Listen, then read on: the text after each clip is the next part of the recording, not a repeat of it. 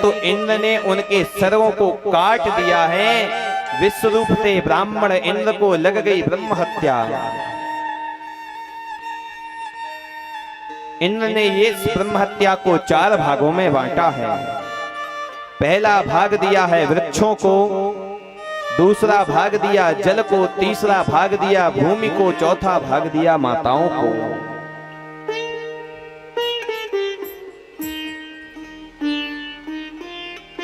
जब ये बात पता चली दिति को तो उन्होंने कश्यप जी की बड़ी सेवा करी। कश्यप जी प्रसन्न हो गए, मांग लो, क्या मांगना चाहती हो।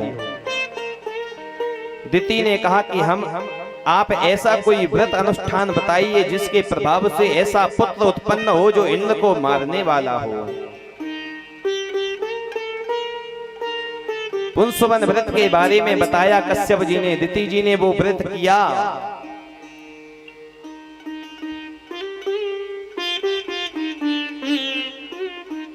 उस व्रत के प्रभाव से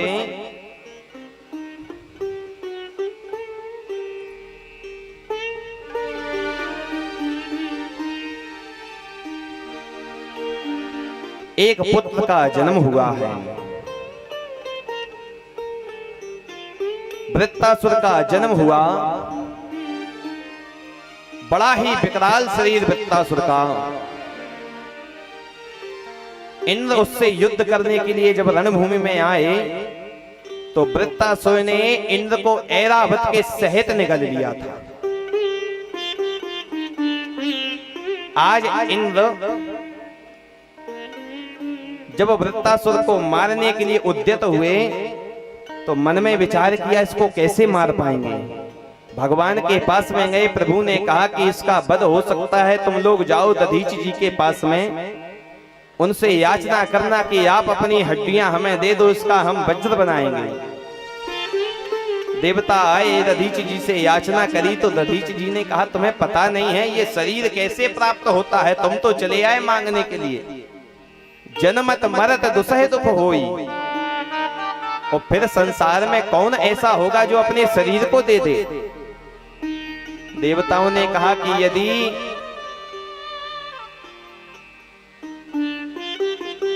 देने वाला मांगने वाले की परिस्थिति को देखेगा तो मांगने से मना नहीं कर सकता है। प्रार्थना करी दधीच जी से तो उन्होंने अपने शरीर में नमक लगवाया, गौ से चटवाया, उनकी अस्थियों का वो वज्र बनाया गया और भगवान ने अपनी भी शक्ति उस वज्र में निहित करी है। इंद्र जब उस वज्र को लेकर के आज उस युद्ध में पहुंचे हैं वृत्तासुर के सामने तो जितने भी सेवक थे, सैनिक थे, वो भागने लगे। वृत्तासुर ने कहा क्यों भागते हो? मृत्यु तो 2 लोगों के ही इस संसार में श्रेष्ठ बताई गई है, एक तो योगियों की और दूसरी योद्धाओं की। लेकिन कोई नहीं रुका और जब उस वृत्तासुर ने उस वज्र का दर्शन किया तो आज उसे उस वज्र में भगवान का दर्शन हुआ है। हाथ जोड़ करके वृत्तासुर ने सुंदर स्तुति करी है भगवान की। अहम हरे तव पादैकमूल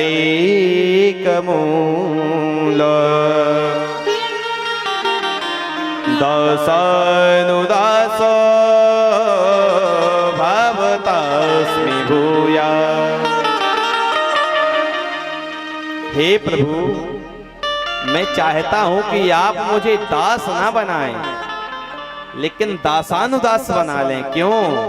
क्योंकि भगवान सबसे जल्दी अपने दासों के ऊपर कृपा नहीं करते। जो दासानुदास हैं प्रभु उनके ऊपर पहले कृपा करते हैं। मैं आपके चरणों की सेवा में लगा रहूं और मेरा प्रेम कभी समाप्त ना हो।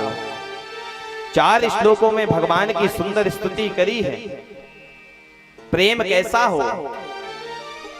वृत्तासुर कहता है कि जैसे पक्षी का बच्चा होता है, उसकी माँ दाना चुनने के लिए बाहर चली जाती है, वो अपनी माँ की राह देखता है, वो उसका प्रेम होता है। वही प्रेम प्रभु हमारा आपसे हो। तो भगवान ने कहा जब उसकी माँ लौट करके आ जाती है तो उसका भी प्रेम समाप्त हो जाता है। अजात पक्ष इव मातरम खगा। दूसरा उदाहरण दिया कि जैसे गाय अपने बछड़े को छोड़ करके जंगल में चरने चली जाती है और वो बछड़ा अपनी माँ की राह देखता है, उसी प्रकार प्रभु मेरा भी प्रेम हो आपसे। तो भगवान ने कहा उसकी माँ जब जंगल से लौट करके आती है तो उसका भी प्रेम समाप्त हो जाता है। तीसरा भाव दिया आज वृत्तासुर ने कि प्रेम कैसा हो। जैसे एक ग्राम में पति पत्नी रहते थे, पति बाहर जाने लगा, पत्नी पढ़ी लिखी नहीं थी, उसने पूछा महाराज कब आएंगे। पति ने कहा कि 10 दिन में हम लौट करके आ जाएंगे। उसने कहा मुझे कैसे पता चलेगा कि 10 दिन होने को हैं। तो पति ने कहा एक काम करना, दीवार में गाय के गोबर की निशान बनाती रहना, एक दिन पूरा हो एक निशान बना देना, दूसरा दिन पूरा हो दूसरा निशान बना देना। पति चला गया, पत्नी प्रतिदिन वही करती है, प्रतिदिन एक निशान बनाती है और धीरे धीरे उसका प्रेम बढ़ रहा है, घट नहीं रहा है। जैसे ही 10वां दिन आया, उसने 10वां निशान बनाया तो प्रेम उसका और बढ़ा। और जब पति द्वार पे आए तो प्रेम और बढ़ा, उस सामने दर्शन हुआ तो प्रेम और बढ़ा है। उसी प्रकार प्रभु हमारा प्रेम हो। सुंदर स्तुति करी है। इसके बाद में उसके अंदर पाप बुद्धि जागृत हुई, इंद्र से युद्ध करने लगा। इंद्र ने अपने वज्र के द्वारा उस वृत्तासुर का उद्धार किया। वृत्तासुर इंद्र को हाथी सहित निकल गया, धीरे धीरे धीरे धीरे उस वज्र को से काटा वृत्तासुर को। 1 वर्ष के बाद में बाहर निकले, वृत्तासुर का वध हो गया। लेकिन वृत्तासुर भी ब्राह्मण था तो उन्हें पुनः ब्रह्म हत्या लग गई। इधर उधर भागने लगे और जाकर के कमल की नाल में 1000 वर्ष तक छिपे रहे हैं। उसके बाद में कहीं वो ब्रह्म हत्या समाप्त हुई है।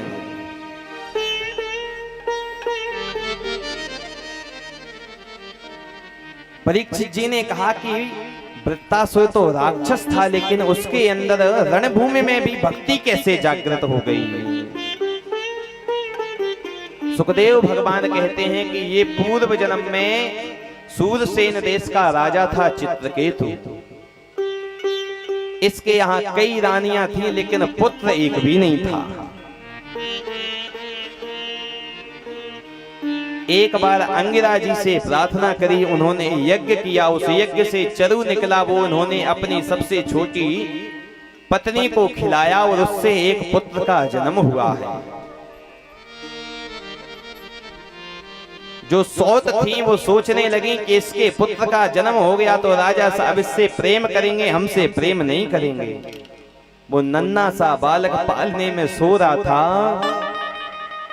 उन सौतों ने आकर के उसको जहर दे दिया, उस बालक की मृत्यु हो गई है। राजा रानी विलाप करने लगे हैं। नारद जी पधारे हैं, अंगिरा ऋषि जी पधारे हैं। समझाया, राजन जिसके लिए तुम रो रहे हो वो तो तुम्हारे सामने अभी भी पड़ा है।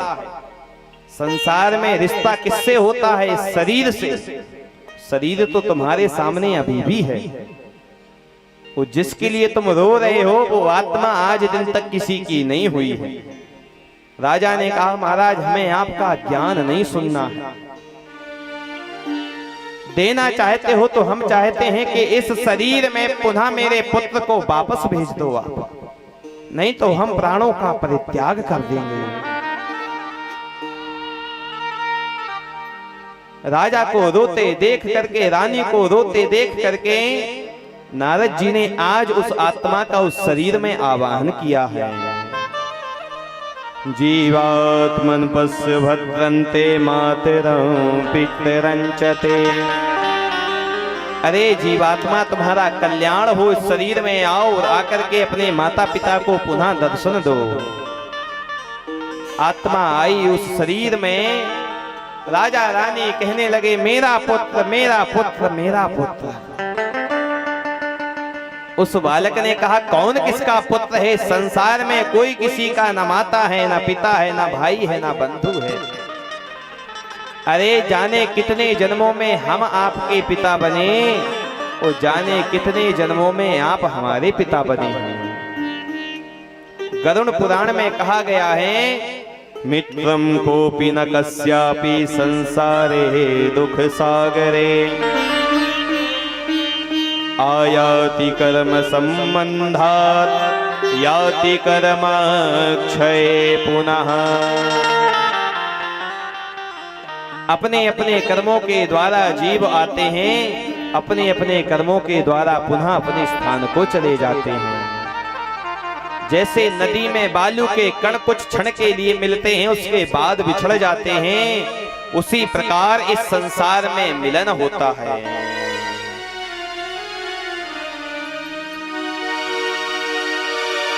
ये जगत बड़ा दुखदाई,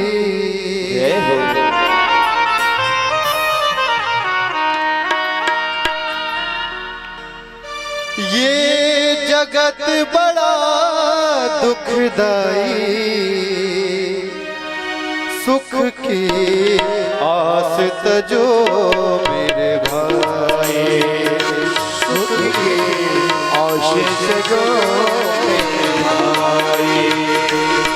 ये जगत बड़ा दुखदाई, ये जगत बड़ा दुखदाई, सुख की आस तजो मेरे भाई, सुख की आस तजो मेरे भाई।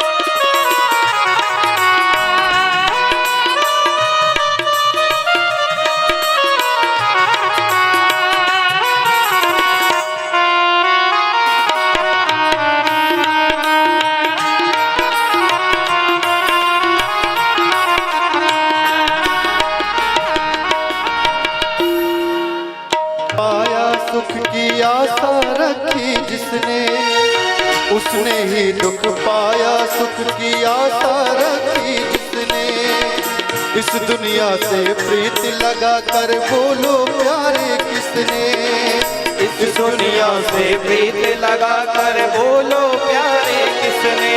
कब चैन की बंसी बजाए ओ,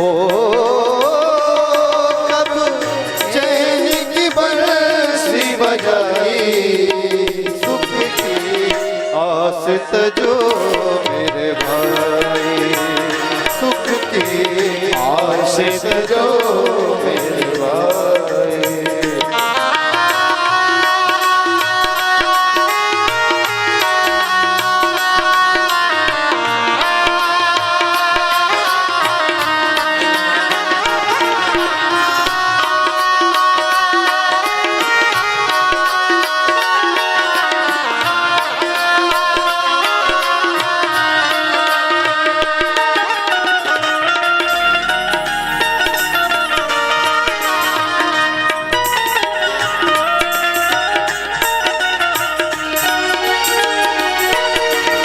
जिसको तूने अपना समझा निकला वही पराया, जिसको तूने अपना समझा निकला वही पराया। तेरे हुए न कोई लेकिन तुझको होश न आया, तेरे हुए न कोई लेकिन तुझको होश न आया।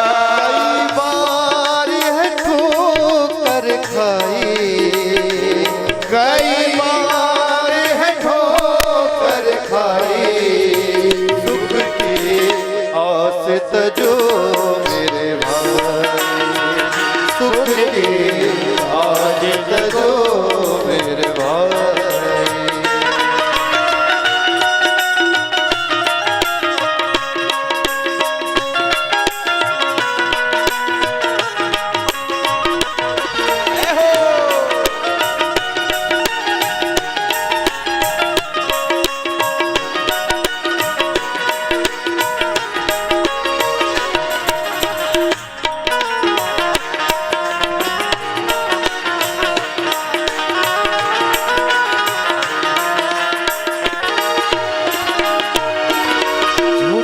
रिश्ते झूठे नाते किसका कौन हुआ है। झूठे रिश्ते झूठे नाते किसका कौन हुआ है। कब बाजी उल्टी पड़ जाए जीवन एक जुआ है। कब बाजी उल्टी पड़ जाए जीवन है। परछाई भी होती पराई, ओ परछाई भी होती पराई।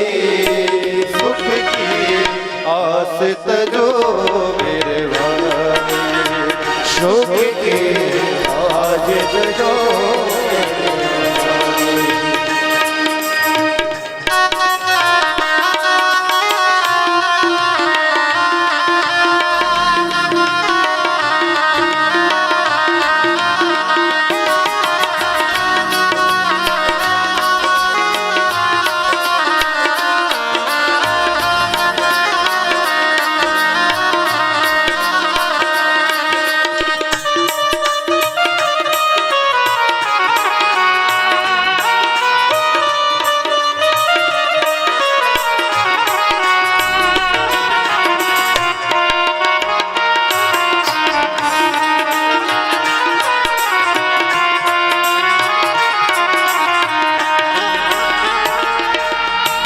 जग से सुख की आशा तज कर राम भरोसे रह ले। जग से सुख की आशा तज कर राम भरोसे रह ले। मन को मनमोहन का बना कर राजस मुख से कह ले। मन को मनमोहन का बना कर राजस मुख से कह ले। श्री राम शरण सुखदाई, ओ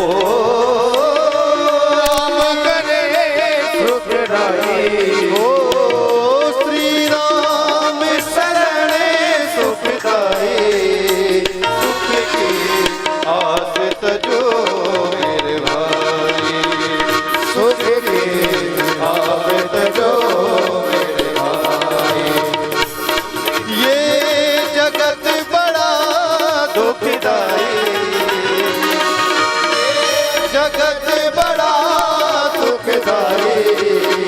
सुख की आस तजो मेरे भाई, सुख की आस तजो मेरे भाई, सुख की आस तजो मेरे भाई। बोली भक्तवत्सल भगवान की जय। श्री भागवत महापुराण की जय। जय जय श्री राधे श्याम। जब आत्मा ने शरीर में आकर के राजन से कहा कि न जाने कितने जन्मों में हम आपके पिता बने और न जाने कितने जन्मों में आप हमारे पिता बने, मोह टूट गया आज राजा का।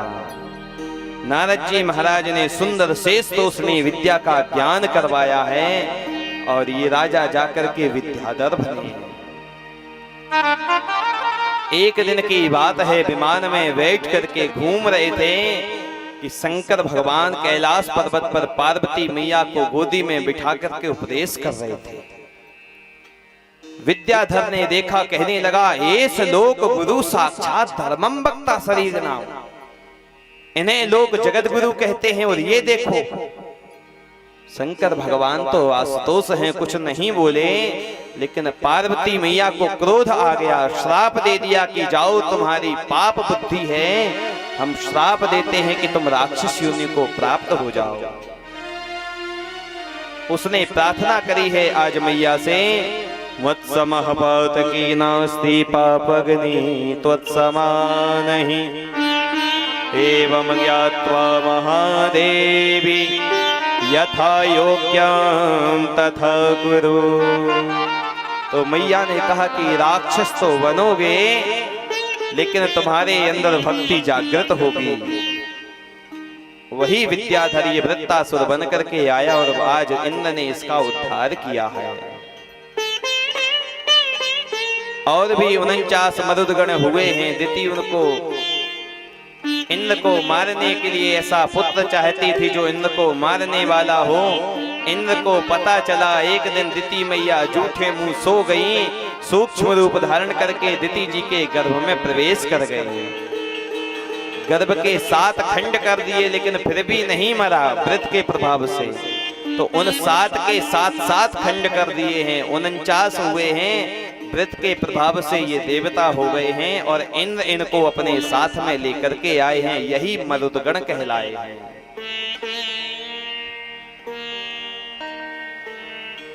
परीक्षित जी ने हाथ जोड़ करके सुखदेव भगवान से प्रार्थना करी, प्रभु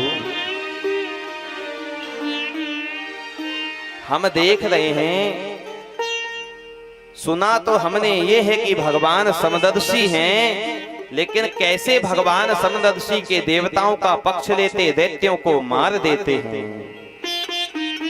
सुखदेव भगवान ने कहा, राजन जो प्रश्न तुमने हमसे किया, यही प्रश्न एक बार तुम्हारे दादा युधिष्ठिर जी ने नारद जी से किया था।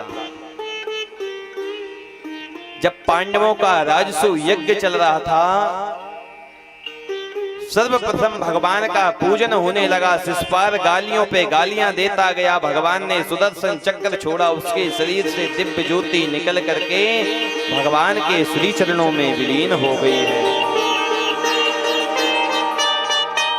युधिष्ठिर जी ने कहा नारद जी से कि ये तो भगवान को गालियां दे रहा था, लेकिन इसका उद्धार कैसे हो गया। वही बात सुखदेव जी कहते हैं कि जो भगवान को जैसे भजता है, भगवान उसको उसी रूप में प्राप्त हो जाते हैं। ये यथा माम प्रपद्यन्ते तांस्तथैव भजाम्यहम्। ऐसा नहीं है कि भगवान केवल देवताओं से ही प्रेम करते हों। भगवान के 12 भक्त हैं, उनमें 2 दैत्य भी हैं, प्रहलाद और बलि।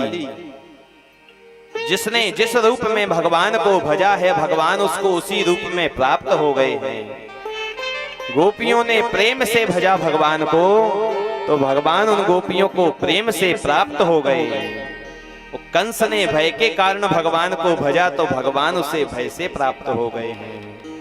गोप्यः कामाद् भयाद् कंसो द्वेषाच्च इत्यादयो नृप। दैत्यों से कहा गया कि आप भगवान से क्यों लड़ते झगड़ते हैं, अरे आप भगवान का भजन करिए। तो दैत्यों ने कहा कि इस तामस देह से भगवान का भजन होने वाला नहीं है। फिर बोले लड़ सकते हैं, झगड़ सकते हैं, गालियां दे सकते हैं, ये तो सब कर सकते हैं, लेकिन आप कहो कि माला झोली लेके हम भगवान का नाम जपें, तो इससे शरीर से ये होने वाला नहीं है। सुखदेव भगवान कहते हैं कोई कैसे भी भगवान को भजे, जो जिस रूप में भगवान को भजता है, भगवान उसको उसी रूप में प्राप्त हो जाते हैं। परीक्षित जी ने कहा प्रभु हम जानना चाहते हैं, प्रहलाद जी का जन्म तो दैत्य वंश में हुआ, लेकिन इनके अंदर भगवान की भक्ति कैसे जागृत हुई है। सुखदेव भगवान कहते हैं कि जब से विष्णु भगवान ने हिरण्याक्ष का उद्धार किया, उसी दिन से हिरण्यकशिपु से बैर भाव मानने लगा है। वेदों का नाश करने लगा, यज्ञों का नाश करने लगा, गौ माताओं को मारने लगा है। जब जब धर्म की हानि होती है, अधर्म बढ़ता है, तभी तो भगवान अवतार धारण करते हैं। गीता में भगवान ने कहा है परित्राणाय साधूनां विनाशाय च दुष्कृतां धर्म संस्थापनार्थाय संभवामि युगे युगे। एक दिन की बात है, हिरण्यकशिपु मंदिराचल पर्वत पर तपस्या करने के लिए गया।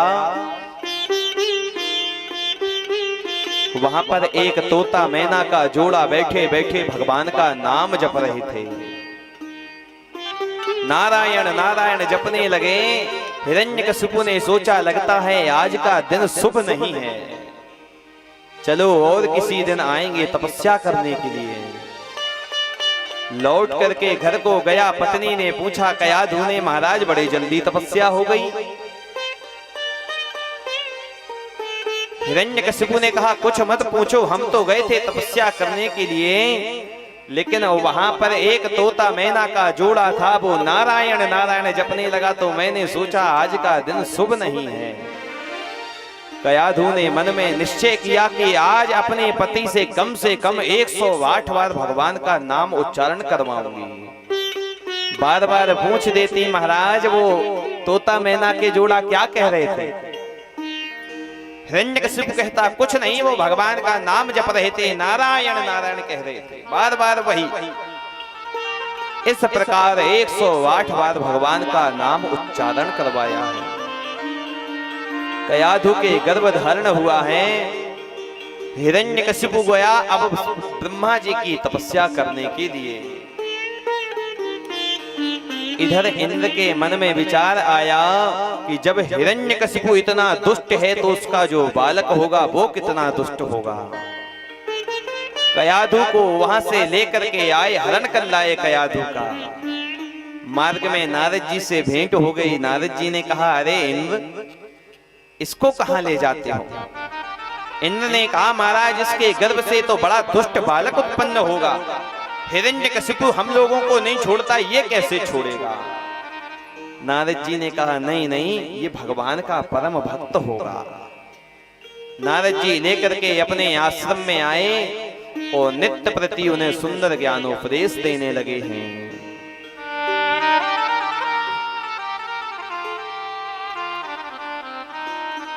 हिरण्यकशिपु गया मंदराचल पर्वत पर और तपस्या करनी आरंभ करी है। सतेपे मंदरद्रोण्यां तपः परम दारुणम् ऊर्ध्वबाहुर्नभो दृष्टि पादांगुष्ठाश्रितवनी। ऊपर को हाथ करके नीचे को दृष्टि करके एक पैर से खड़े होकर के ब्रह्मा जी की घोर तपस्या करनी आरंभ करी है। शरीर में दीमक लग गई है, अस्थियां ही अस्थियां बची हैं। ब्रह्मा जी प्रसन्न हो गए। मांग लो, क्या मांगना चाहते हो? हिरण्यकशिपु ने कहा, महाराज हम चाहते हैं कि आप हमें अमर कर दीजिए। ब्रह्मा जी ने कहा, भैया जो अपने पास में नहीं है वो आपको कैसे दे सकते हैं? अरे अमर तो हम भी नहीं हैं, और कुछ मांग लो। तो हिरण्यकशिपु ने कहा, महाराज अब वरदानों की झड़ी लगा दी उसने। न ऊपर मरू न नीचे मरू, न भीतर मरू न बाहर मरू, न दिन में मरू न रात में मरू, न अस्त्र से मरू न शस्त्र से मरू, न मनुष्य से मरू न जानवर से मरू, और आपकी सृष्टि में बनाए हुए किसी से मेरी मृत्यु ना हो। यहाँ तक कि इन 12 महीनों में भी मेरी मृत्यु ना हो, वो सारी सिद्धियां मुझे प्राप्त हो जाएं। ब्रह्मा जी ने कहा, बस कर भैया, और क्या मांगेगा? बचे ही क्या जो नहीं मांगा है तूने? सब तो मांग लिया। वरदान दिया ना आज ब्रह्मा जी ने, तो हिरण्यकशिपु प्रसन्न हुआ कि अब तो मैं अमर ही हो गया हूं। लौट करके आया, सेवकों को आदेश दे दिया, जाओ यज्ञ जहां पर हो रहे हो उनको नष्ट कर दो, वेदों को नष्ट कर दो, यज्ञों को नष्ट कर दो, गौ माताओं को नष्ट कर दो, ब्राह्मणों को नष्ट कर दो। और भगवान क्या कहते हैं? बोले, विप्रधेनु सुर संत हित लीन मनुज अवतार, निज इच्छा निर्मित तन माया गुण गोपाल। जब जब धर्म की हानि होती है तब तब भगवान अवतार धारण करते हैं। चारों तरफ अत्याचार ही अत्याचार फैलने लगा है। कयाधु को वापस लेकर के हिरण्यकशिपु अपने महल में आया। 4 पुत्र हुए हैं, संघ्राद, अनुराद, हराद और प्रहलाद। प्रहलाद जी उम्र में तो सबसे छोटे हैं, लेकिन गुणैर महद उपासका, गुणों में सबसे बड़े हैं। कैसे हैं प्रहलाद जी महाराज? जो छोटी बुद्धि के लोग होते हैं वो कहते हैं कि ये हमारे हैं, ये पराये हैं। जो उदार चरित्र वाले होते हैं वो तो क्या कहते हैं? बोले अयम निजा परो बेति गणना लघु चेत सा उदार चरिता नाम तो वसुदैव कुटुंबकम। जो सबको अपना मानते हैं वो उदार चरित्र वाले होते हैं। ऐसे ही हैं प्रहलाद जी महाराज। हिरण्यकशिपु का एक विद्यालय चलता है, हिरण्यकशिपु दानव विश्वविद्यालय। सभी बालक पढ़ने जाते हैं, प्रहलाद जी भी महाराज शिक्षा दीक्षा के लिए जाते हैं। पढ़ाते कौन हैं? संडा मर्क जी। लेकिन इस कान से सुनते हैं और इस कान से वो आसुरी प्रवृत्ति की विद्याओं को निकाल देते हैं, एक भी अपने हृदय में धारण नहीं करते हैं। शिक्षा दीक्षा के लिए प्रतिदिन जाया करते थे। एक दिन की बात है, संतों के भाव है कि प्रहलाद जी महाराज गुरुकुल से पढ़ करके घर को वापस आ रहे थे। पहले के जमाने में गुरुकुल हुआ करते थे और पढ़ाते कौन थे? गुरुजी। गुरु का काम होता है जो आपको ज्ञान दे, सदमार्ग आपको पकड़ाए, वही तो गुरु है। लेकिन आज के जमाने में ना गुरुकुल रहे हैं ना गुरुजी रहे हैं। अब हो गए स्कूल, और स्कूलों में कौन है? बोले मास्टर साहब। तो पहले गुरुजी वो विद्या देते थे जिससे शिष्य का कल्याण हो, लेकिन आज के जमाने में जो सरकार ने नियुक्त कर दिया, मास्टर साहब वही पढ़ाएंगे, चाहे वो कल्याणकारी शिक्षा हो या ना हो।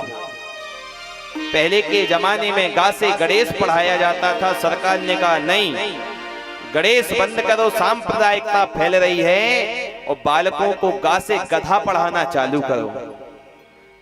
गा से गधा पढ़ाने लगे हैं।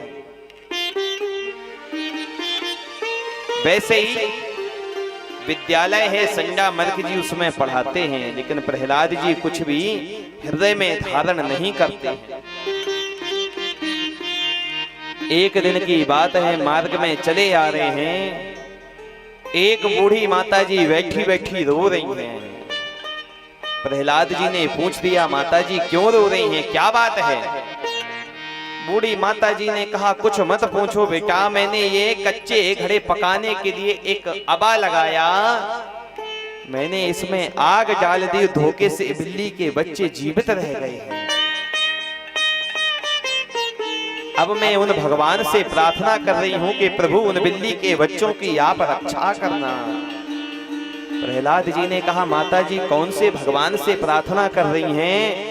अरे भगवान तो हमारे पिताजी हैं, उनके पास जाओ, उनसे प्रार्थना करो, शायद आपकी पुकार को सुन ले तो आपके बिल्ली के बच्चे जीवित बच जाएंगे। बूढ़ी माता जी ने कहा कि आपके पिताजी किसी को मार सकते हैं लेकिन जीवन दान में नहीं दे सकते हैं। जो मेरे भगवान हैं वो जीवन दान में भी दे सकते हैं। प्रहलाद जी ने कहा, माता जी अगर ऐसी बात है तो ठीक है, कल आप हमारे सामने इन पात्रों को निकालना, और यदि बिल्ली के बच्चे जीवित बच गए तो मैं भी आपके ही भगवान का भजन करने लग जाऊंगा।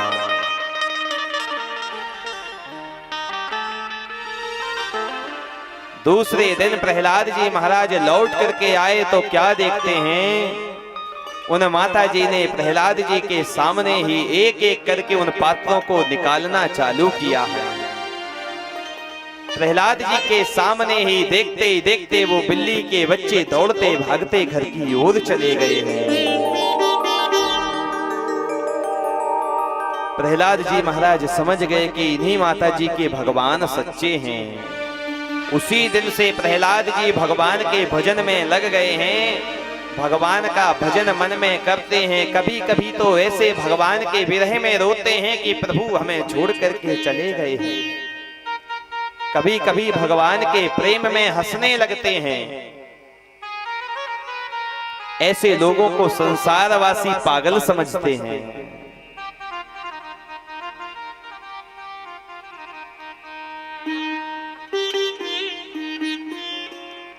प्रहलाद जी महाराज भगवान का भजन करते हैं और मन में एक ही चिंतन रहता है,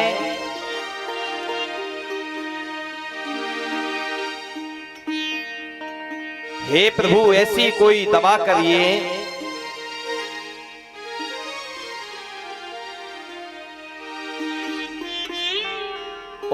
दवा क्या है? रोगी के लिए सबसे बड़ी दवा है भगवान के भक्त के लिए कि भगवान एक बार मुस्कुरा दें तो उसका रोग समाप्त हो जाता है। दर्द दिल की दवा दीजिए।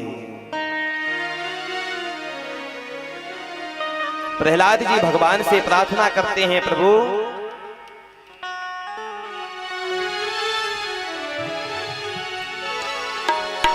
थोड़ा सा मुस्कुरा दीजिए मेरे प्यारे, थोड़ा सा मुस्कुरा दीजिए मेरे प्यारे,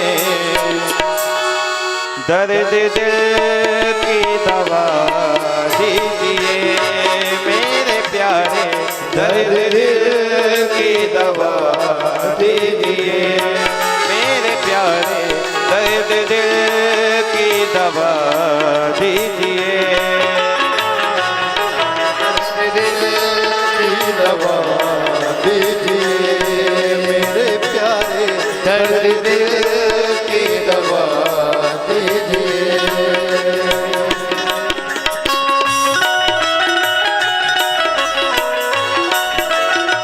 जय हो।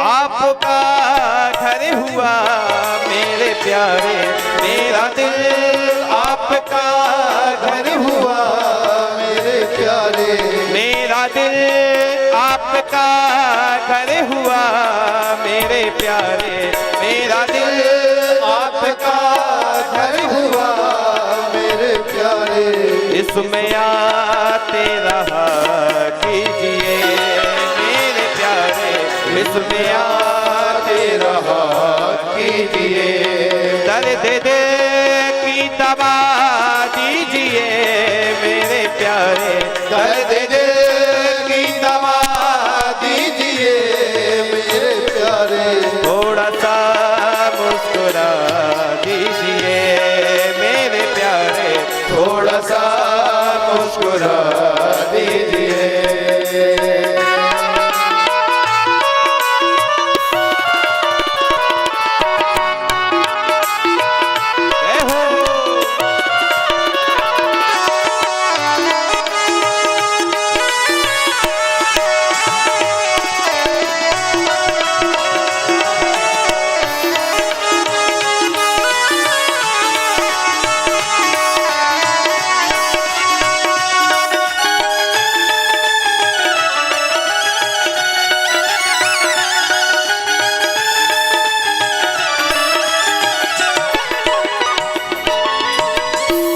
जख्म दुनिया ने मुझे को दिए मेरे प्यारे, जख्म दुनिया ने मुझे को दिए मेरे प्यारे, जख्म दुनिया ने मुझे को दिए मेरे प्यारे, जख्म दुनिया ने मुझे को दिए मेरे प्यारे, थोड़ा मरहम लगा दीजिए मेरे प्यारे, थोड़ा मरहम लगा दीजिए मेरे प्यारे, थोड़ा मरहम लगा दीजिए दर्द दिल की दवा दीजिए मेरे प्यारे, दर्द दिल की दवा दीजिए मेरे प्यारे, दवा दीजिए मेरे प्यारे, थोड़ा सा मुस्कुरा दीजिए।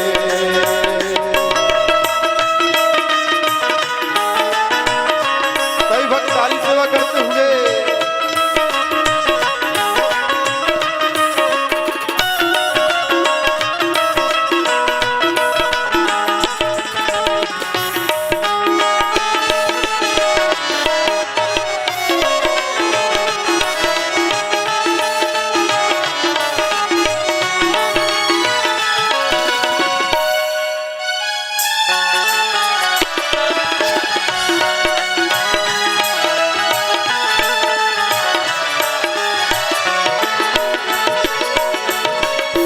गिर न जाऊं कहीं राह में चलते चलते, गिर न जाऊं कहीं राह में चलते चलते, गिर न जाऊं कहीं राह में चलते चलते, गिर न जाऊं कहीं राह में चलते चलते, अपना दामन थमा दीजिए मेरे प्यारे, अपना दामन थमा दीजिए मेरे प्यारे, अपना दामन थमा दीजिए, दर्द दिल की दवा दीजिए मेरे प्यारे, दर्द दिल की दवा दीजिए मेरे प्यारे, थोड़ा सा मुस्कुरा दीजिए मेरे प्यारे, थोड़ा सा मुस्कुरा दीजिए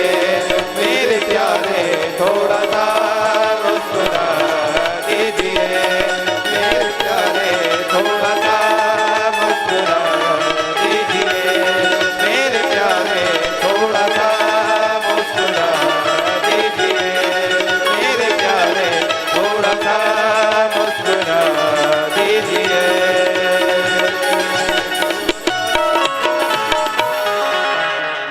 बोलिए भक्तवत्सल भगवान की, श्री भागवत महापुराण की जय जय श्री राधे श्याम। एक दिन की बात है, प्रहलाद जी महाराज गुरुकुल से पढ़ करके अपने घर को आए तो आज कयाधु मैया ने सुंदर सुंदर स्नान करवाए।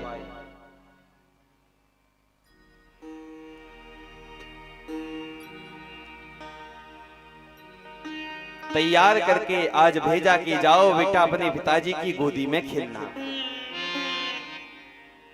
प्रहलाद जी आए और पिताजी की गोदी में बैठ गए। हिरण्यकशिपु ने पूछा, बेटा प्रहलाद, इतने दिन हो गए हैं तुमको पढ़ते पढ़ते, एक बात बताओ, सबसे अच्छी कौन सी तुम्हें विद्या लगी है? क्या बात अच्छी लगी है? प्रहलाद जी ने कहा, पिताजी सबसे अच्छी बात हमें एक ही लगती है कि तत्साधु मन्ये सुरवर देहिना सदा समुद्वेग नधिया मसदग्रहा हित्वात्मपात गृहमन्धकूपम् वनं गतो यद्धरिमाश्रयेत।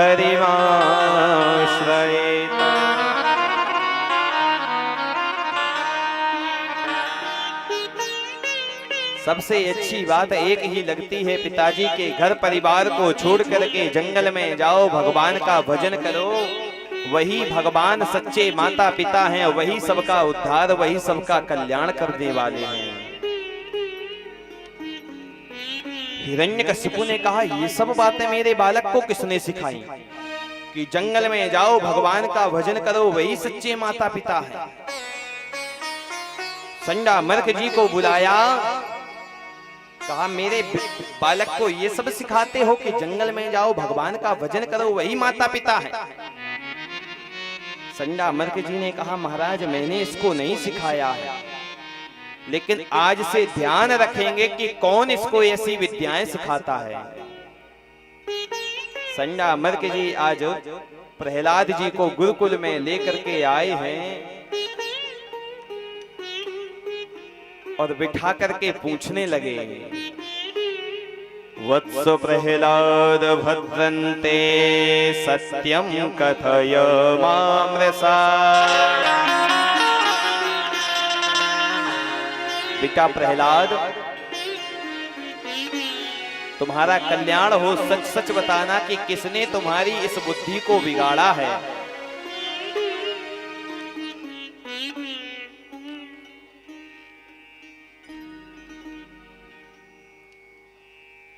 किसने तुम्हें ये सब विद्याएं सिखाई, किसने तुम्हें ये सिखाया है, किसने तुम्हारी बुद्धि को बिगाड़ा है कि जंगल में जाओ भगवान का भजन करो। प्रहलाद जी ने हाथ जोड़े, धन्य है प्रभु आपकी लीला। अरे बुद्धि इन लोगों की बिगड़ी है और इन्हें लगता कि बुद्धि हमारी बिगड़ी है। जैसे किसी को विष चढ़ा हो, उसे नीम खवाई जाए तो उसे नीम मीठी लगेगी और मिश्री उसे कड़वी लगेगी। उसी प्रकार इन दैत्यों को भगवान के नाम रूपी जो मिश्री है वो तो कड़वी लग रही है, और जो संसार रूपी नीम है वो इन्हें मीठी लग रही है। संडा मर्क जी कहने लगे कि कहां से ये हम दैत्य तो क्या हैं, चंदन के बन अपने को श्रेष्ठ बता रहे हैं कि हम चंदन के बन हैं, और ये हम चंदन के बन में बबूल का वृक्ष कहां से पैदा हो गया है। ध्यान दे करके शिक्षा दीक्षा देने लगे।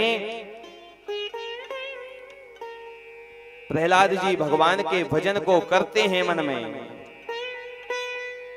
जो भी शिक्षा दीक्षा मिलती उसे सुनते सबकी, लेकिन करते मन की है। मन में भगवान का चिंतन रहता है। एक दिन पुनः लौट करके घर को आए, मैया ने तैयार करके भेजा, जाओ बेटा पिताजी की गोदी में खेलना। प्रहलाद जी आए, अपने पिताजी की गोदी में बैठे। हिरण्यकशिपु ने कहा बेटा अब बताओ कौन सी बातें अच्छी लगती हैं। प्रहलाद जी ने कहा प्रभु पिताजी कहते हैं अच्छी बातें बताओ, जब अच्छी बताते हैं तो इन्हें यही बुरी लगती हैं। पिताजी अब एक बातें नहीं, अब आपको 9 बातें सिखाएंगे, 9 बातें बताएंगे। अरे बताओ। आज प्रहलाद जी महाराज ने 9धा भक्ति का वर्णन किया है। श्रवणम कीर्तनम विष्णु स्मरणम पाद सेवना अर्चनम वंदनम दास्यम् सख्यमात्म निवेदना। पिताजी भगवान की कथाओं को सुनो, भगवान का कीर्तन करो, उनके चरणों की सेवा करो, वही सबका उद्धार करने वाले हैं। 9धा भक्ति के बारे में बताया। हिरण्यकशिपु सोचने लगा ये सब हो ना हो, हमें लगता है कि ये संडा मर्क मेरे शत्रु विष्णु से मिले हुए हैं। संडा मर्क जी को बुलाया और तलवार निकाली और संडा मर्क जी की गर्दन पे रख दी। सच सच बताना तुम्ही ने मेरे पुत्र को ये सब बातें बताई हैं। संडा मर्क जी के हाथ पैर कांपने लगे, महाराज मैंने इसको नहीं सिखाया है। फिर न मत प्रणीतम न पर प्रणीतम, न तो मैंने इसको सिखाया न किसी और ने इसको सिखाया, फिर ये तो ऊपर से ही सिखाया आया है। हिरण्यकशिपु ने कहा मुझे लगता है कि यही मेरी मृत्यु का कारण बनेगा। शरीर के किसी अंग में रोग हो जाए, शरीर की रक्षा के लिए भलाई उसी में है कि उस अंग को काट के फेंक देना चाहिए, और इस प्रहलाद के अंदर रोग लग गया है, भलाई इसी में है कि इसको मार दिया जाए। नहीं तो ये रोग यदि बढ़ गया तो धीरे धीरे धीरे धीरे सब बालकों में फैल जाएगा। पर्वतों से फेंकवाया गया प्रहलाद जी को, लेकिन भगवान ने रक्षा करी है। जल में डुबोया गया, लेकिन भगवान ने रक्षा करी है। हाथियों से कुचलवाया गया, लेकिन भगवान ने रक्षा करी है। अस्त्र शस्त्रों से मारा गया, लेकिन भगवान ने रक्षा करी है। हिरण्यकशिपु घबरा गया कि क्या करें क्या ना करें। एक कमरे में बंद कर दिया कि आज से इस प्रहलाद का भोजन पानी सब बंद। प्रहलाद जी कमरे में बंद हैं, सुबह से शाम होने को आई है, भोजन नसीब नहीं हुआ। सायंकालीन बेला में रात्रि में लक्ष्मी मैया ने सुंदर थाल सजाया, प्रभु के लिए लेकर के आई, प्रभु भोजन पा लीजिए।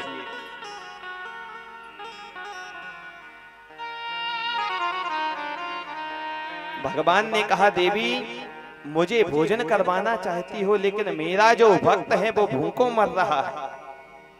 यदि मुझे भोजन करवाना चाहती हो तो मैं चाहता हूं कि जाओ, जाकर के पहले उस मेरे भक्त को भोजन करवाओ। लक्ष्मी जी वही थाल लेकर के आई, अपने हाथों से सुंदर प्रहलाद जी महाराज को भोजन करवाया है। नित्य प्रति भोजन करवाती हैं। दिनों की कौन कहे, महीने व्यतीत होने को आए हैं। हिरण्यकशिपु ने सोचा अब तो वो प्रहलाद मर ही गया होगा जब भोजन नहीं मिला। कमरे को खोल करके जैसे ही देखा गया तो क्या देखते हैं कि प्रहलाद जी भगवान की कृपा से पहले से भी ज्यादा मोटे ताजे हो गए। अब तो और चिंता सताने लगी हिरण्यकशिपु को, क्या होगा क्या नहीं होगा। उसी समय हिरण्यकशिपु की जो बहन है होलिका, इसका नाम है ढुंडिका, वो आई, कहने लगी भैया क्या बात है, बड़े कमजोर समझ में आ रहे हो, कौन सी चिंता सता रही।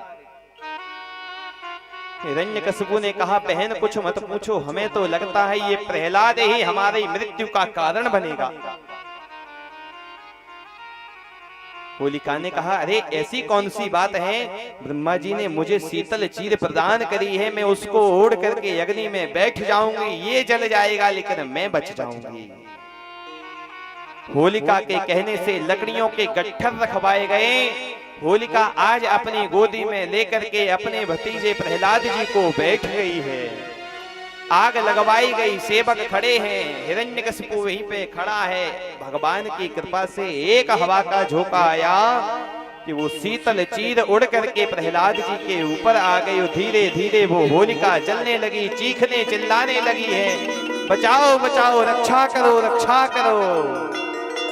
लेकिन देखते ही रहे सब लोग, कोई भी उसको बचा नहीं सका है। आग जब समाप्त हुई तो क्या देखते हैं कि प्रहलाद जी महाराज उसी शीतल चीर को ओढ़ करके भगवान का भजन कर रहे हैं और वो होलिका जल करके भस्म हो गई है।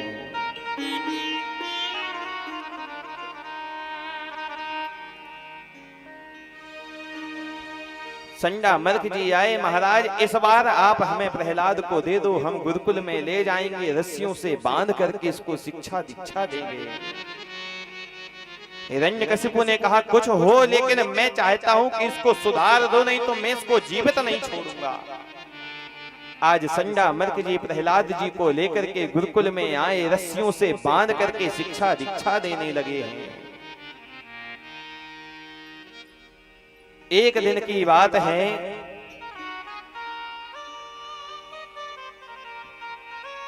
संडा मर्क जी गुरुजी गुरुकुल से कहीं बाहर चले गए। बालक लोग आए, प्रहलाद चलो कोई खेल खेलते हैं। प्रहलाद जी ने कहा, खेल तो भगवान हम लोगों के साथ में वैसे भी खेल रहे हैं। पहले परमात्मा ने हम जीवों से कहा कि जाओ जाकर के तुम लोग छुप जाओ, हम तुम्हें ढूंढेंगे। तो कोई मनुष्य बना, कोई जानवर बना, कोई पशु बना, कोई पक्षी बना, कोई कीट, कोई पतंगा बना है। लेकिन भगवान ने हमें खोज लिया और आज वो परमात्मा छुप गए हैं। परमात्मा ने कहा कि तुम जीव अब मुझे ढूंढो, वो हैं तो यहीं कहीं, लेकिन हम लोगों को दिखाई नहीं दे रहे हैं। क्यों? भगवान का दर्शन तभी हो सकता है जब हमें भक्ति रूपी चश्मा लग जाएगा। और जब तक हमारे अंदर भक्ति जागृत नहीं होगी तब तक भगवान का दर्शन होने वाला नहीं है।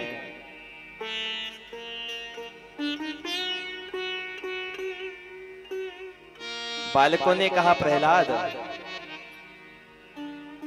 हमारी इच्छा है कि फिर भी कोई खेल खेले। तो प्रहलाद जी ने कहा पहले हमें रस्सियों से खोलो। बालकों ने आज प्रहलाद जी को रस्सियों से खोल दिया। प्रहलाद जी ने उन बालकों से कहा देखो मेरी बात मानो तो तुम लोग भी भगवान के भजन में लग जाओ। बालकों ने कहा कि भगवान के भजन का मन तो बहुत होता है लेकिन डर तुम्हारे पिताजी से लगता है। प्रहलाद जी ने कहा जिन भगवान ने मेरी रक्षा करी है वो भगवान तुम लोगों की भी रक्षा करेंगे, तुम तो भगवान के भजन को करो। बालकों ने कहा कि हमने तो सुना है कि भगवान का भजन बुढ़ापे में किया जाता है, जवानी में थोड़ी ना भगवान का भजन किया जाता है। प्रहलाद जी ने कहा कितनी उम्र मानते हो मनुष्य की? 100 वर्ष। 100 वर्ष में 50 वर्ष तो सोने में ही चले जाते हैं। 20 वर्ष निकाल दो बचपन के, 20 वर्ष हो गए आपके बुढ़ापे के, 10 वर्ष बचे तो विवाह आदि धनोपार्जन में व्यतीत हो गए हैं। भगवान के भजन के लिए समय तो बचा ही नहीं। लोग ये कहते हैं कि कल भगवान का भजन करेंगे, कल भगवान का भजन करेंगे, लेकिन न कभी कल आने वाला है न कभी भगवान का भजन हो पाता है। अरे बुढ़ापे में तो शरीर नहीं संभलता है, भगवान का भजन कैसे होगा? काल करे सो आज कर, आज करे सो अब, पल में प्रलय होएगो, बहुर करे गो कब। जैसे बचपन से ही हम सांसारिक धन को कमाने में लग जाते हैं, उसी प्रकार बचपन से ही भगवान के नाम रूपी धन को भी कमाना चाहिए। नीति में श्लोक आता है कि जब हम मां के गर्भ में होते हैं तो ब्रह्मा जी 5 बातों को पहले ही लिख देते हैं। कौन कौन सी? आयु कर्म च वित्तं च विद्या निधनमेव च, पंचैतान्यपि सृज्यन्ते गर्भस्थस्यैव देहिनाम्। कितनी हमारी आयु होगी, कौन कौन सी विद्याओं को हम अर्जित करेंगे, कितना धन कमाएंगे, कितनी हमें विद्या प्राप्त होगी, कौन कौन से कर्म करेंगे और कब हमारी मृत्यु होगी। इसलिए हम कहते हैं कि बचपन से ही भगवान के नाम को कमाने में लग जाओ। काम तो पूरे जीवन भर समाप्त होने वाले नहीं हैं। संसार में आते ही आपके लिए काम भी आ गए। घर में है तो काम है और घर में नहीं है तो काम नहीं है। काम तो पूरे जीवन बने रहेंगे, इसलिए भगवान का भजन कर लीजिए। काम काम करते रहोगे फुर्सत न होगी काम से, कुछ समय ऐसा निकालो प्रेम कर लो श्री राम से। बालकों ने कहा तो ठीक प्रहलाद, जिम्मेदारी तुम्हारी है, लेकिन हम भी तुम्हारे साथ में आज मिलकर के भगवान के भजन में सम्मिलित होते हैं। तो आज समस्त बालक प्रहलाद जी के साथ में मिलकर के गुरुकुल में भगवान के नाम संकीर्तन में सम्मिलित हुए हैं। अच्छा, कितने लोग प्रहलाद जी की तरफ हैं वो हाथ ऊपर को कर दें, और जितने हिरण्यकशिपु की तरफ हो वो हाथ नीचे किए रहें। वाह, बड़े लोग हिरण्यकशिपु की तरफ हैं।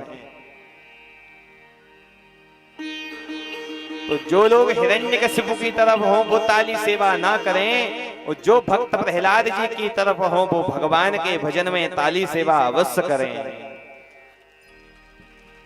तो आइए समस्त लोग मिलकर के प्रहलाद जी के साथ में मिलकर के भगवान के नाम संकीर्तन में सम्मिलित होते हैं। नारायण नारायण श्रीमन्नारायण नारायण नारायण नारायण नारायण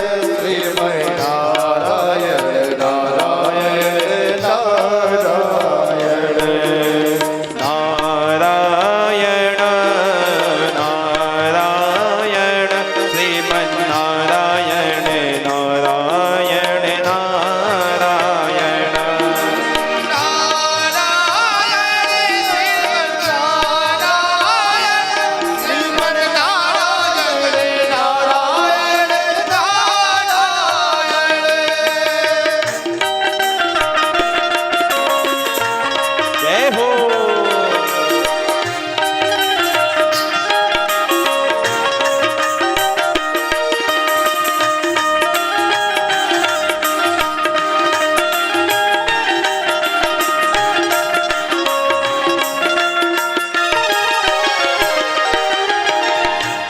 लक्ष्मी नारायण नारायण नारायण लक्ष्मी नारायण नारायण नारायण लक्ष्मी नारायण नारायण नारायण लक्ष्मी नारायण नारायण नारायण।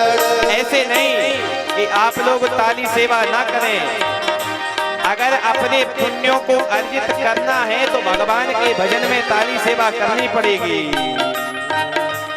लक्ष्मी नारायण नारायण नारायण लक्ष्मी नारायण नारायण नारायण नारायण नारायण श्रीमन्नारायण नारायण नारायण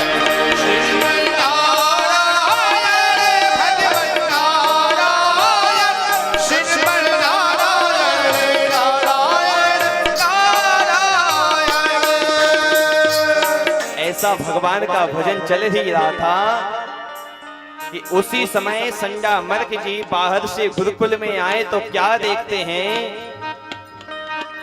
प्रहलाद नाच रहे हैं, गा रहे हैं। प्रहलाद के साथ में गुरुकुल के सारे बालक भगवान के भजन में मगन हैं।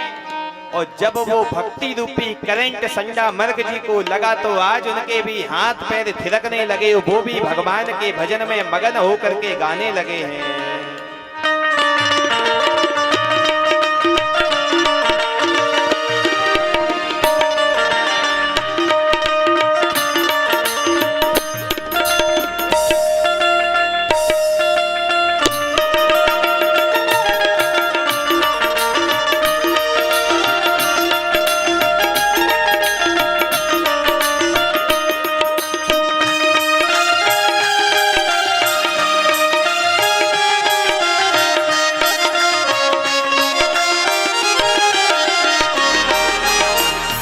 हमें नारायण नारायण नारायण हमें नारायण नारायण नारायण तुम्हें नारायण नारायण नारायण तुम्हें नारायण नारायण नारायण सबमें नारायण नारायण श्रीमन्नारायण नारायण नारायण ओ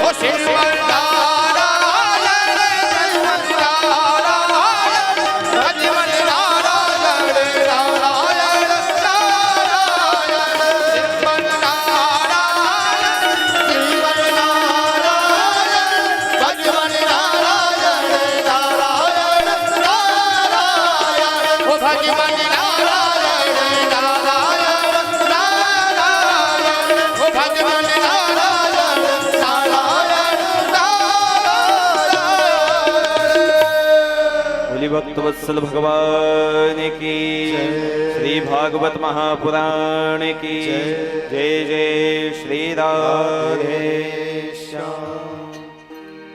हिरण्यकशिपु के मन में विचार आया कि गुरुकुल में जाकर के देखना तो चाहिए कौन सी विद्या सिखाई जाती है। लेकिन जब वो हिरण्यकशिपु भी आया तो गुरुकुल का दृश्य तो कुछ दूसरा ही है। बालकों की कौन कहे, प्रहलाद जी के साथ तो गुरुजी भी नाच रहे भगवान के भजन में मगन होकर के। और जब वो भक्ति रूपी करंट हिरण्यकशिपु को भी लगा तो उसके भी पैर थिरकने लगे आज भगवान के नाम को सुन करके। लौट करके अपने महलों को वापस आया, सेवकों को आदेश दिया कि उस प्रहलाद को बुला करके लाओ। हिरण्यकशिपु ने आदेश दिया कि प्रहलाद को और संज्ञामर्क को भी बुला के लाओ। प्रहलाद जी महाराज को बुलाया गया। जैसे ही आज पिताजी के सन्मुख आए प्रहलाद जी, हिरण्यकशिपु कहने लगा, हे दुर्विनीत मंदात्मन कुल भेद कराधम। अरे दुष्ट मूर्ख बुद्धि, तो किसकी दम पर मुझसे बैर कर रहा है? प्रहलाद जी ने कहा, पिताजी जिनका बल मेरे अंदर है, जिनका बल आपके अंदर है और उन्हीं का बल ब्रह्मा जी के अंदर है, उन्हीं की कृपा से ये सब मैं कर रहा हूं।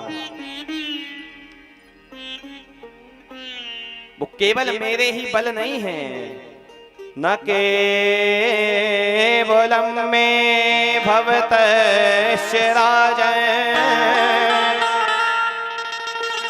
सवै बलं बलिनां च पुरेषाम्। सबके अंदर उन्हीं का बल है। हिरण्यकशिपु ने कहा, कहाँ है तेरा भगवान? प्रहलाद जी ने कहा, पिताजी भगवान तो सब जगह हैं, हरि व्यापक सर्वत्र समाना, प्रेम ते प्रकट होए में जाना। जहां भक्त की भावना होती है भगवान वहीं प्रकट हो जाते हैं। हिरण्यकशिपु ने कहा, क्या इस खम्भ में तेरा भगवान है? प्रहलाद जी ने कहा, पिताजी है। हिरण्यकशिपु ने कहा, यदि इस खम्भ में तेरा भगवान है तो माया मुझे क्यों नहीं दिखाई दे रहे हैं? प्रहलाद जी ने कहा, पिताजी माया तो दृश्य थे, मुझे तो दिखाई दे रहे हैं।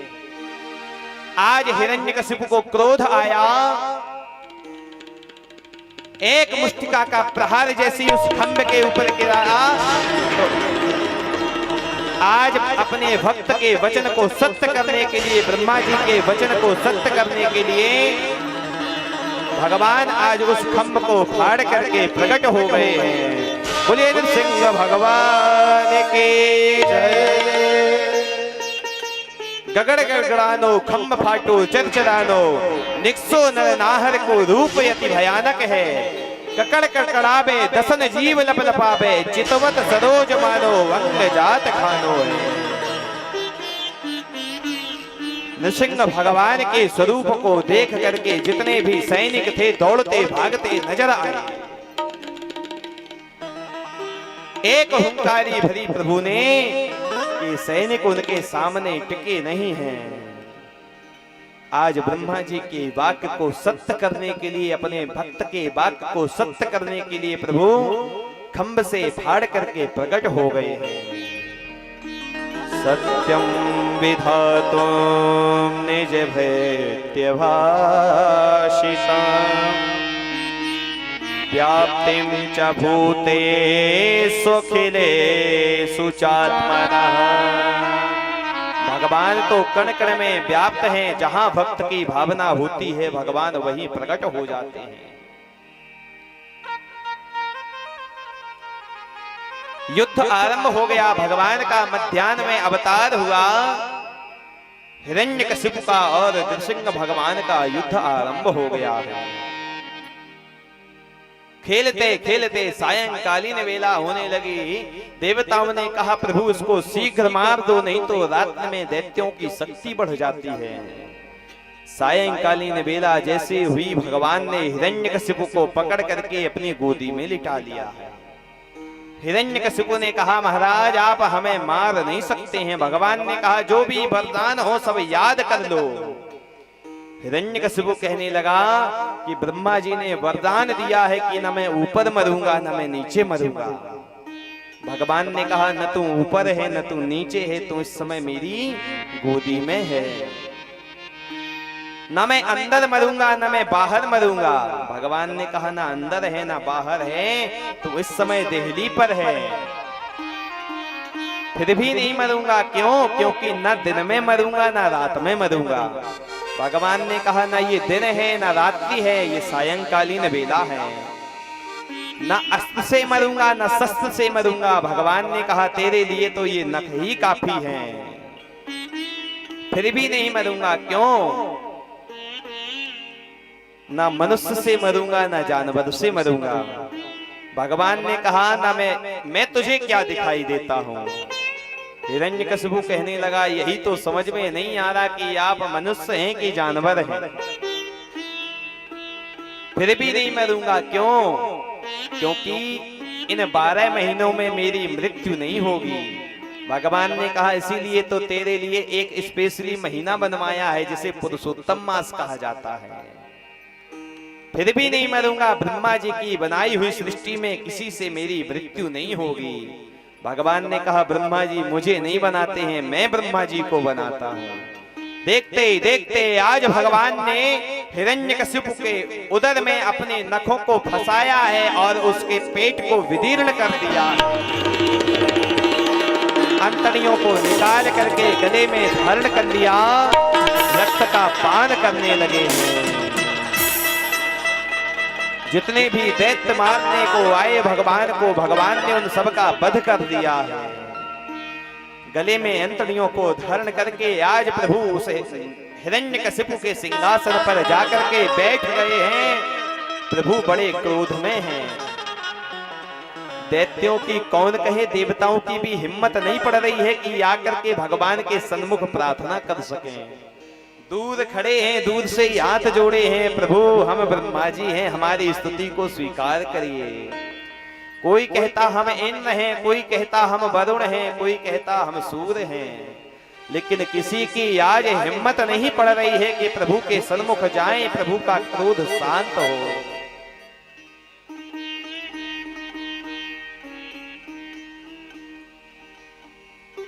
ब्रह्मा जी ने सोचा जो किसी से शांत नहीं हो सकता है वो अपनी पत्नी से जरूर शांत हो जाएगा। तो आज समस्त देवता दौड़ते भागते गए लक्ष्मी जी के पास में। माता जी जल्दी चलिए जल्दी चलिए। लक्ष्मी जी ने कहा क्या हुआ? कहा पिताजी बड़े क्रोध में हैं। लक्ष्मी जी ने कहा मेरे स्वामी और क्रोध में? नहीं ऐसा नहीं हो सकता है।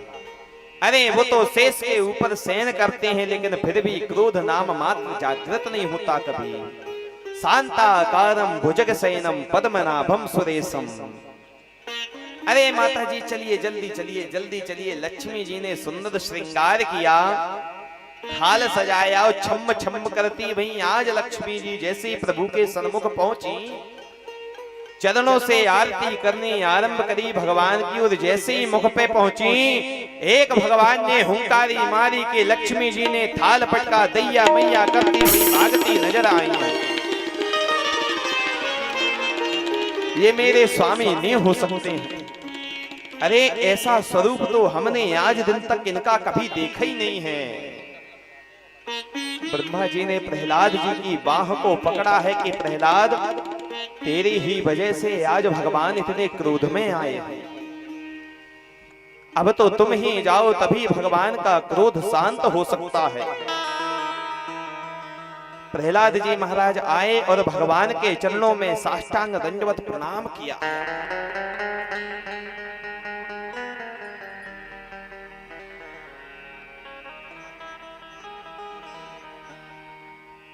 भगवान ने आज प्रहलाद जी को उठा करके अपनी गोदी में बिठा लिया है।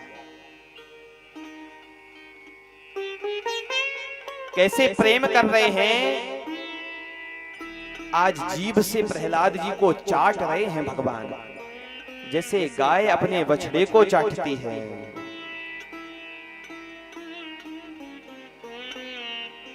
भगवान ने प्रहलाद से आज क्षमा याचना करी कि प्रहलाद कहा तो तुम्हारा इतना कोमल शरीर वो कहां इन दुष्टों ने तुम्हारे ऊपर इतने अत्याचार किए हैं।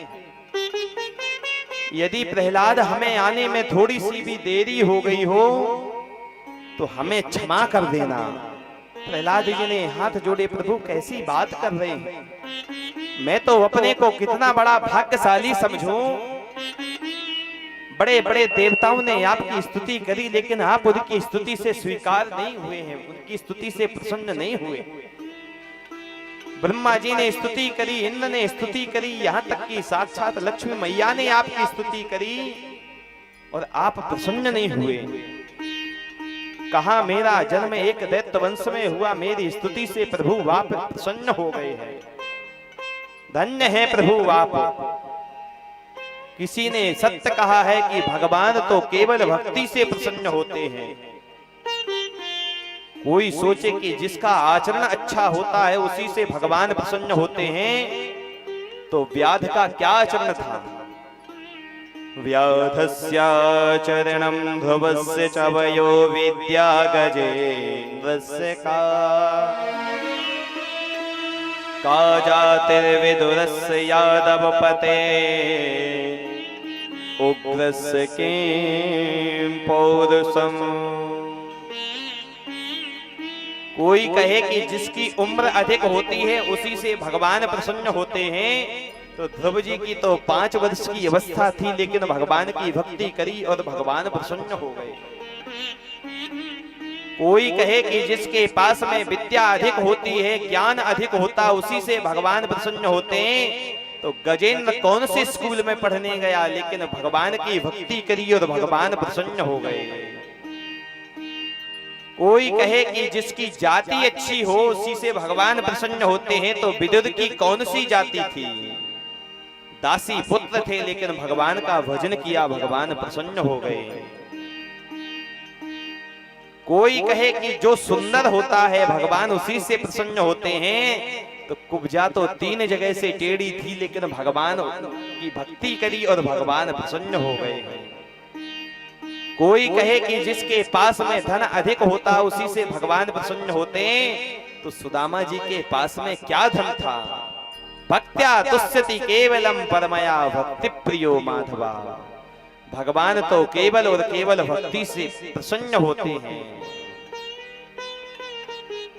भगवान ने कहा प्रहलाद एक बात बताओ, बड़े बड़े देवता हमसे डर गए, यहाँ तक कि मेरी पत्नी भी मुझसे डर गई, क्या तुम्हें मुझसे डर नहीं लगता। प्रहलाद जी ने हाथ जोड़े, प्रभु सिंह से सबको डर लगता है, लेकिन जो उसका बच्चा होता है उसको कौन सा डर है। वो तो अपनी माँ के ऊपर, अपने पिता के ऊपर आराम से खेलता है। उसी प्रकार प्रभु हम तो आपके बालक हैं, हमें किस बात का डर है। प्रभु ने कहा प्रहलाद हम चाहते हैं कि तुम कुछ मांग लो। प्रहलाद जी ने कहा प्रभु बस यही दीजिए कि हमें कुछ मांगने की इच्छा कभी जागृत हो ही नहीं। यदि भक्ति के बदले में हमने कुछ मांग लिया तो फिर वो भक्ति किस बात की है। वो तो उसी प्रकार हो गया कि आप किसी दुकान में जाएं, रुपया पैसा दे के कुछ उससे वस्तु लेकर के आए। अरे भक्ति के बदले में मांग लिया तो वो तो फिर व्यापार हो गया, वो भक्ति नहीं रही। बस प्रभु यही चाहते हैं कि मेरे पिताजी की अधोगति ना हो। भगवान ने कहा कि जिस वंश में तुम जैसा बालक उत्पन्न हो जाता है उसकी तो 21 पीढ़ियां तक जाती हैं। मैं वचन देता हूं कि तुम्हारे वंश में किसी का वध नहीं करूंगा। आज प्रहलाद जी कहते हैं प्रभु ने 1 मनवंतर तक का राज्य दिया है प्रहलाद जी को। प्रहलाद जी ने कहा प्रभु बस आपकी कृपा, आपका हाथ हमारे ऊपर बना रहे, यही सबसे बड़ा आपका आशीर्वाद है। हाथ जोड़ करके प्रार्थना करते हैं आज प्रभु से। मेरे सिर पर रखे दो कान्हा,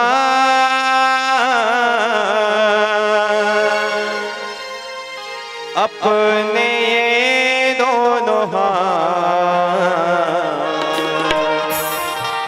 देना हो तो दीजिए जन्म जन्म का साथ। देना हो तो दीजिए जन्म जन्म का साथ। देना हो तो दीजिए जन्म जन्म का साथ। देना हो तो दीजिए जन्म जन्म का साथ। मेरे सिर पर रख दो कान्हा, मेरे सिर पर रख दो कान्हा, अपने ये दोनों हाथ।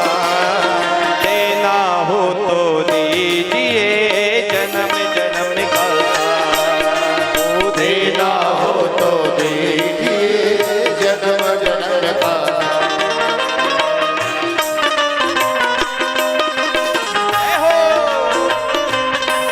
जय हो।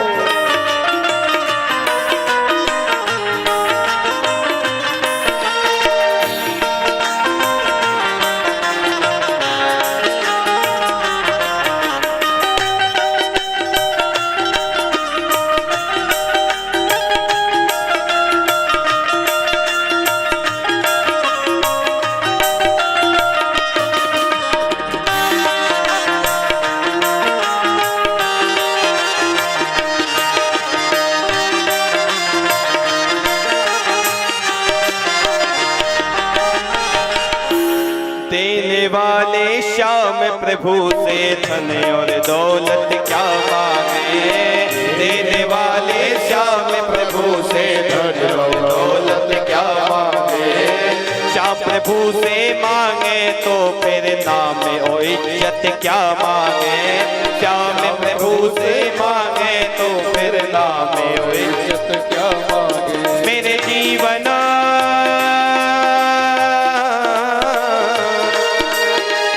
जीवन में अब कर दे, मेरे जीवन में अब कर दे तो कृपा की वर्षा। देना हो तो दीजिए जन्म जन्म का साथ। देना हो तो दीजिए जन्म जन्म का साथ।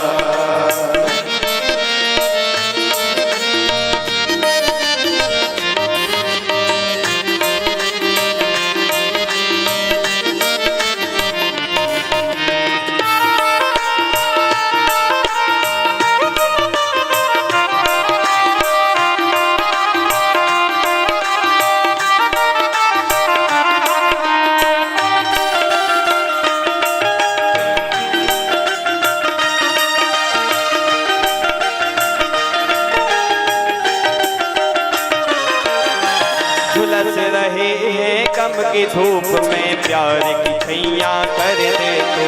झुलस रहे हैं कम की धूप में प्यार की छैया कर दे तू।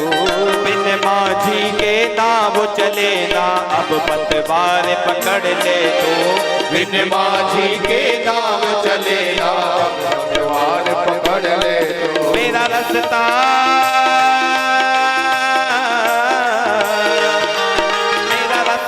रोशन कर दे, मेरा रास्ता रोशन कर दे।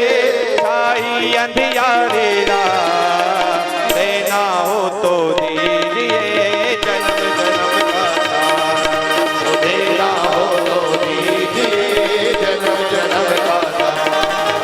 अब तो कृपा कर दीजिए जन्म जन्म का साथ। अब तो कृपा कर दीजिए जन्म जन्म का साथ। देना हो तो दीजिए जन्म जन्म का साथ। देना हो तो दीजिए जन्म जन्म का साथ। देना हो तो दीजिए जन्म जन्म का साथ।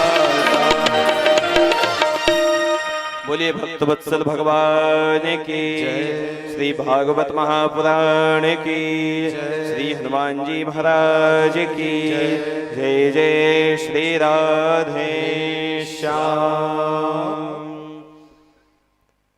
आज ब्रह्मा जी को भगवान ने समझाया है कि इन दुष्टों को आप क्यों ऐसे आशीर्वाद देते हैं।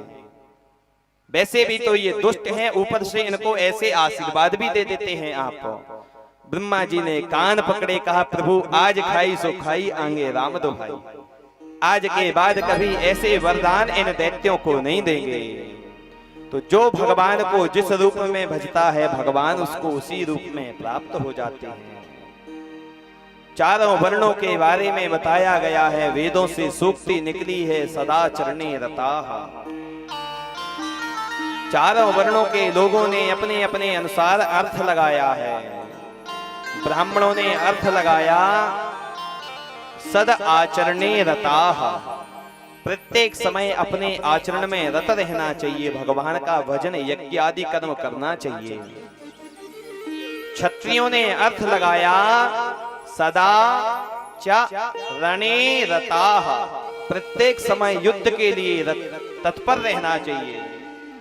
वैश्यों ने अर्थ लगाया सदा चरणे विचरणे रताः, प्रत्येक समय व्यापार के लिए विचरण करते रहना चाहिए। और शूद्रों ने सीधा अर्थ लगाया सदा चरणे रताः, इन्हीं तीनों वर्णों के लोगों की सेवा करके उद्धार होता है, प्राप्त होता है। चारों आश्रमों के बारे में बताया गया है, स्त्री धर्म के बारे में बताया गया है कि माताओं का एक ही धर्म है कि अपने पति की सेवा के बल पर ही भगवान की प्राप्ति कर सकती हैं।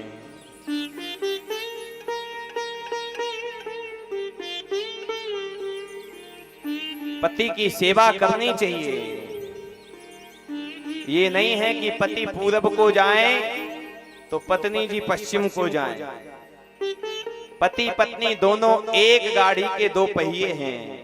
यदि समान चलेंगे तो गृहस्थी रूपी गाड़ी आराम से बढ़ती चली जाएगी, और यदि एक कमजोर है दूसरा ज्यादा है तब भी नहीं चलेगी, जब तक दोनों बराबर ना हो। तो इसीलिए घर परिवार में प्रेम बना करके रखिए। पति की सेवा के बल पर ही भगवान की प्राप्ति हो सकती है। एक ग्राम में पति पत्नी रहते थे। पति यदि जिस बात को कहता पत्नी बिल्कुल विपरीत उसके। एक दिन की बात, कुछ गांव के लोग संगम में स्नान करने के लिए जा रहे थे, तो उसने सोचा कि हम भी जाएं, लेकिन हमारी जो देवी जी हैं ये तैयार नहीं होंगी। तो उसने बात को घुमा करके कहा कि देखो तो देवी, इन संसार वासियों को इतनी दूर स्नान करने के लिए जा रहे हैं। अरे अगर मन में भाव अच्छा है तो घर के नल पे ही गंगा जी का पुण्य प्राप्त हो जाएगा स्नान करने से। क्या जरूरत है कि इतनी भीड़ में वहां स्नान करने को जाओ, लगे धक्का चले जाओ नदी में। मैं तो नहीं जाऊंगा कभी। देवी जी बोली नहीं महाराज, हम तो चलेंगे संगम में स्नान करने। पति ने सोचा हम तो यही चाह रहे थे। कहा लेकिन देवी चलेंगे, लेकिन भोजन प्रसादी नाश्ता वास्ता कुछ नहीं, सब वहीं। बोले नहीं महाराज, सब बना करके ले चलेंगे।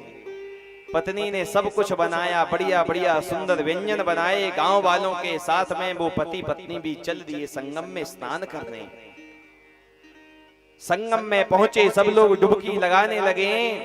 पति ने स्नान किया, पत्नी भी स्नान करने लगी। उन्हें भूल गई याद कि हमारी पत्नी तो हमसे बिल्कुल विपरीत हैं। उन्होंने कहा देवी ज्यादा अंदर मत जाना, नदी गहरी है नहीं तो डूब जाओगी। बोले नहीं महाराज, हम तो अंदर ही जाएंगे। हम तो जब तक बीच नदी में ना नहाए हमें मजा ही नहीं आता। बहुत रोका, न मानी, चली गई बीच नदी में, तो धार में पड़ी और बह गई। गांव वालों ने कहा अरे वो जो देवी जी आई थी वो बह गई। तो सब गांव वाले कूद पड़े उस नदी में, ढूंढने लगे। पति ने कहा अरे कहाँ ढूंढ रहे हो, जो जीवन भर कभी सीधी नहीं चली है वो सीधी बह के कहाँ को जाएगी, विपरीत हमेशा चली है तो उसको ऊपर ढूंढो। प्रेम से बोलिए जय श्री राधे। तो कुछ लोग ऐसी भी होती हैं कि अपने पति से एकदम विपरीत चलती हैं, पर माताओं का ये धर्म नहीं है। वो भारत की ही माताएं हैं जिनके गर्भ से भक्त और भगवान दोनों को उत्पन्न किया है। विदेश की माताओं को ये सौभाग्य प्राप्त नहीं हुआ है। ये भारत भूमि की ही माताएं हैं। बोलिए बांके बिहारी लाल की जय। श्री भागवत महापुराण की जय। जय जय श्री राधे श्याम। 10 मिनट का विश्राम है। आप लोगों को जल पीना हो या यत्र तत्र कहीं जाना हो तो जा सकते हैं। उसके बाद में 10 मिनट के बाद में पुनः कथा आरंभ होगी। तब तक जो भी कमेटी का आदेश है उसके अनुसार कार्य होंगे।